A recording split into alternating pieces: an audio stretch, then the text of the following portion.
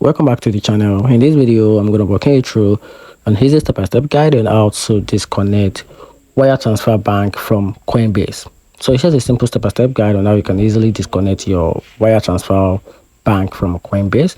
So the first thing to do is to open the Coinbase app on your phone or visit the Coinbase website, then log in into your account using your account credentials, then tap your profile icon or the settings icon, then select payment method from the menu.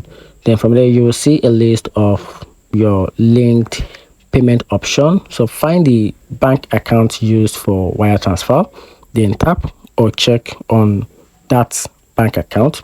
So from there, you can choose remove or delete. Confirm your action if it is to remove or delete. Confirm your action to disconnect the bank. So once completed, your wire transfer bank account will no longer appear as a payment method on Coinbase, and that's how you can easily disconnect wire transfer bank from Coinbase. Hope you find the video helpful. Turn on the notification button and subscribe for more guide.